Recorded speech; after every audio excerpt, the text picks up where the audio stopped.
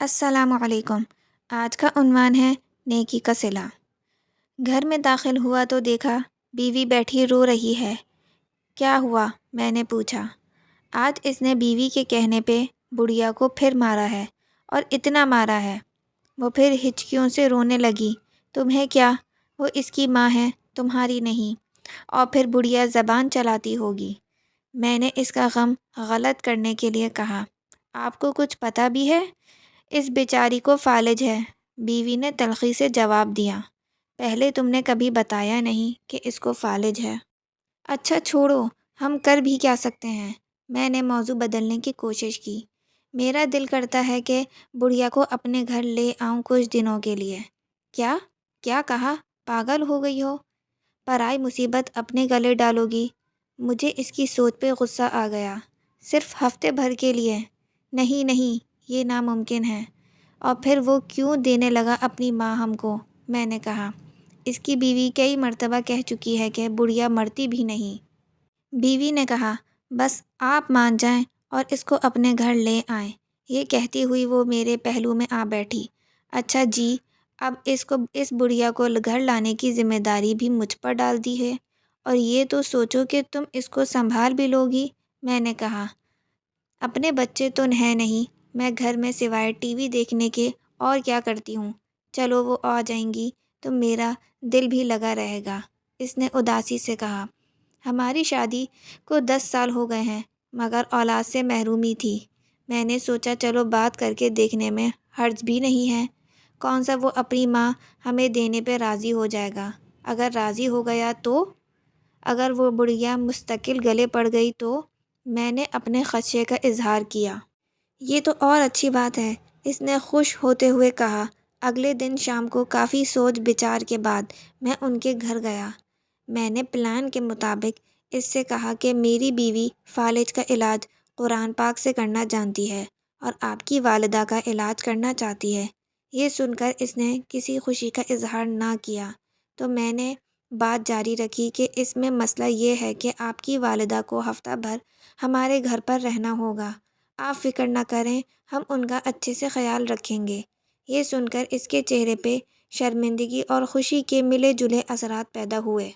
اس نے تھوڑی سی بحث کے بعد اجازت دے دی۔ میں نے اٹھتے ہوئے کہا کہ علاج میں 15-20 دن بھی لگ سکتے ہیں۔ اس نے اور بھی خوشی محسوس کی، کہنے لگا، سلیم صاحب، میں چاہتا ہوں کہ میری ماں ٹھیک ہو جائے، بھلے مہینہ لگ جائے۔ اور یوں اماں مستقل ہماری ہو کر رہ گئیں۔ وہ بڑھیا سفید روئی کا گالا سی تھی۔ مناسب خوراک اور دیکھ بھال نہ ہونے کی وجہ سے حالت اور زیادہ خراب تھی۔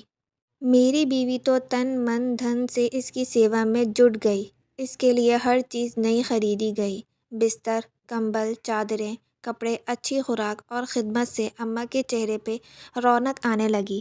پتہ ہی نہ چلا مہینہ گزر گیا۔ پہلے اس کی بہو ہر 2 دن بعد آتی رہتی، پھر 4 دن کا وقفہ ہوا، پھر ہفتہ ہونے لگا۔ اماں کو واپس لے جانے کی بات نہ اس نے کی نہ ہم نے کی۔ دوسرے مہینے میں وہ ایک ہی دفعہ آئیں، گھر کی مصروفیات کا رونا روتی رہتی۔ تیسرے مہینے کے بعد اس نے آنا ہی بند کر دیا۔ میں نے بیوی سے کہہ دیا کہ اب اماں تمہاری ذمہ داری بن گئی ہیں، اب تم سنبھالو۔ بیوی نے خوشی کا اظہار کیا۔ یہ غالباً 7واں مہینہ تھا کہ اس آدمی کو اس کی بیوی نے اپنے دوست کے ساتھ مل کر قتل کر دیا، اور بعد میں وہ خود بھی پکڑی گئی۔ ادھر جیسے جیسے اماں کی توانائی بحال ہو رہی تھی اور چہرے پہ رونق مسکان آنے لگی تھی، ویسے ویسے میرا کاروبار ترقی کرنے لگا۔ ایسا لگتا تھا جیسے مجھ پر دھن برسنے لگا ہو۔ سال بھر میں میری 3 دکانیں ہو چکی تھیں۔ تیسرا سال ہم تینوں میں، بیوی، میں، اماں نے حج کی سعادت حاصل کی۔ گلستان جوہر میں 500 گز کا بنگلہ خرید کر وہاں شفٹ ہو گئے۔ اماں ہمارے ساتھ 7 سال رہیں۔ ہر پل ان کا ہمیں دعائیں دیتا گزرتا، اور ہم میاں بیوی خوشی سے پھول نہ پاتے۔ عجیب کرامت یہ ہوئی کہ اماں کی برکت اور دعاؤں سے اللہ رب العزت نے مجھے اولاد سے نوازا۔ آج وہ ہمارے درمیان نہیں، مگر ان کی کمی شدت سے محسوس ہوتی ہے۔ پچھلے دنوں میری بیوی بہت خوش تھی۔ وجہ پوچھی تو کہنے لگی، میں نے ایک خواب دیکھا ہے۔ کیسا خواب میں نے دیکھا؟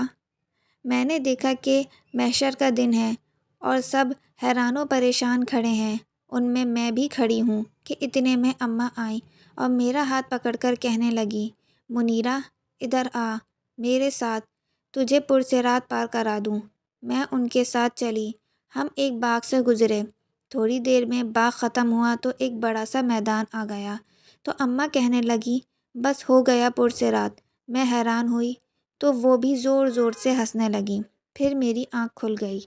مبارک ہو بھائی، بہت اچھا خواب ہے، مگر تمہیں میرا خیال نہ آیا؟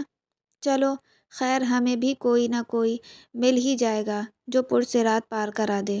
آمین، بیوی نے جیسے دل کی گہرائیوں سے کہا۔ اور پھر اس کو میں نے یہ نہیں بتایا کہ ایسا ہی خواب میں نے بھی دیکھ چکا ہوں۔ بس فرق یہ تھا کہ اماں نے میرا ہاتھ پکڑتے وقت کہا تھا، چلو تمہیں منیرہ کے پاس لے چلوں، وہ پرسرات کے پار تمہارا انتظار کر رہی ہے۔ اللہ حافظ۔